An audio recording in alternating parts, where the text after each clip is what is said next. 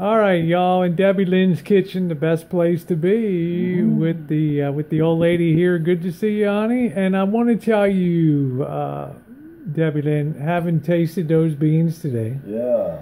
they're off the hook. How did you get to be such an You got the barbecue, which we tasted in Florida, Yeah. and Narce tore the hotel apart to try to find where the rest of it was. How did you get to be? Where does your cooking come from? Because Well, you enjoy barbecue. I'm gonna have to say my roots from cooking has to be from my mamaw and papaw. Down in Kentucky, over in Pikeville, Kentucky, the eastern part, they owned a restaurant down that way, and they used to feed the coal miners.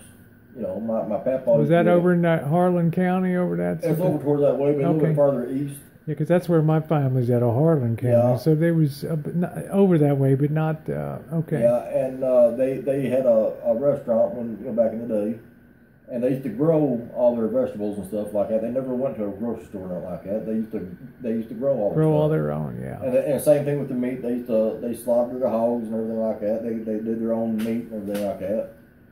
And all the coal miners used to go to the restaurant. It was just a small restaurant, but all the coal miners used to go there and eat and everything. And so they used to have like family gatherings at the time when I was young. So they were more on the service end of the coal business and running the. And when, my family moved to Michigan, to Detroit. Which is kind of unusual because that was a big switch up from Kentucky to Michigan. Mamaw and Papaw, they didn't even know how to order from McDonald's at the time. My dad and my mom had to show them how to order from McDonald's because they never ordered a fast food before. Right. And my mama, she wasn't very good educated. She didn't know how to read or write. Mm-hmm. And so a lot of her recipes was drawn in crayon.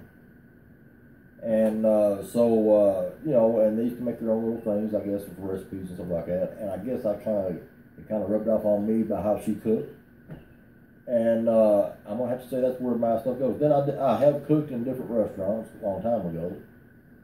And I started off as a dishwasher. And then one of the cooks, he didn't show up. And first of all, before I started cooking, they let me sample a lamb chop one day. And I grew up in a different kind of way. I grew up on neck bone, soup, bean, cornbread. Yeah, exactly. Like I never had lamb chops and all that. We had a big family. Yeah. And they brought me a lamb chop over. They said, "Here, you want to try this?" And I took a bite. I said, "What the hell is this?" I didn't know what the hell. I was like, "Shit, that's pretty dang good. What the hell?" This is a big step up from bologna and fried potatoes and all that stuff like that, So when all that happened like that, it got me interested big time too. And so when the cooks didn't show up, they asked me if I wanted to try my hand in cooking, and it was a 5-star hotel. Wow. And I said, hell yeah, So I got over there and I started cooking, and I was keeping up with them, and they was kind of stunned, and I started cooking for them. And then I moved out of Detroit and I went to Illinois, over towards Pontiac, Illinois.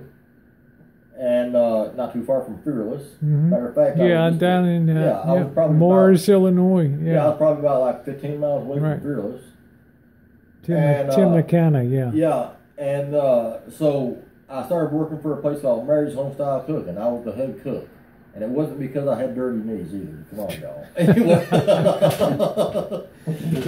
But you started tweaking your own recipe. You started doing your own. Yeah, I started doing my own recipes and stuff, and later on down the line, I used to go to church, and then I used to cook for the church myself, and they always looked at me for doing the cooking and everything. Yeah. And I was always interested in cooking, and I kind of knew what went with different things, different kind of foods. I kind of, matching stuff up. I knew what matched. Yeah. Yeah.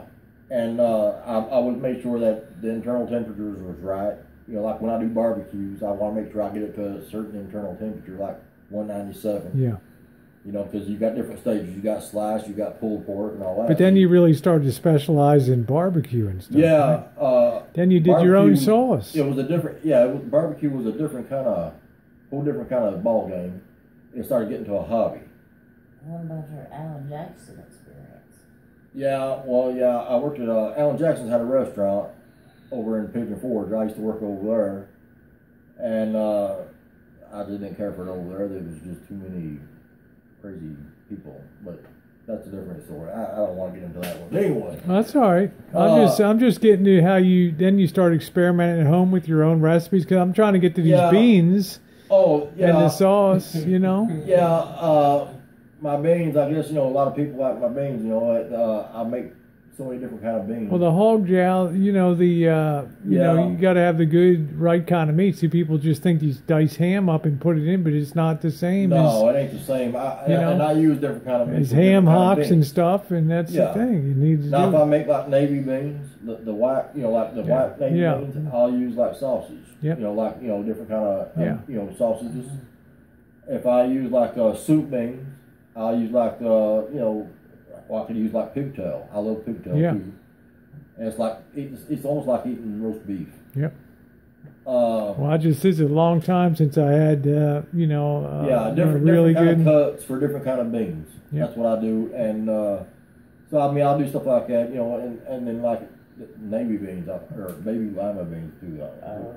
Lima beans, I love that because I usually take my kibasi and Polish sausage, and I put it in my pot, and I also use Italian sausage put in there, and then I also use like a couple cans of the Hunts with the garlic, and I put that in there too, and I cook it in. The secret of it all is cooking it in a Here crock it comes, pot cooking in a crock pot. There you go, guys. Low, That's slow, it. and long hours. Yeah, don't come in and think an hour later you're going to serve something that's got the deep taste to it. It ain't going to happen. It's got to be low and slow. Because I'll tell you, those beans over there are amazing. Yeah. And the mac and cheese, and that's really it. So I just used to love cooking a long time ago. It was more of a hobby than anything. Well, you done good, girl, because I'll tell you, you blew me away. I mean, I had the barbecue. I knew all about that before. When I seen somebody tear a hotel apart to try to find the barbecue at 4 a.m. in the morning, Narce, I knew you had something good. We enjoyed it, but I'll tell you, laughing, John. You remember that when Narce was like a little rat in there trying to pull through, find that damn barbecue? But I'll tell you, these beans over here, these are just in a class by themselves. And all those hog parts you all laugh about up north, they really make it great, Yeah. All right, guys, there it is. Debbie Lynn spills the beans.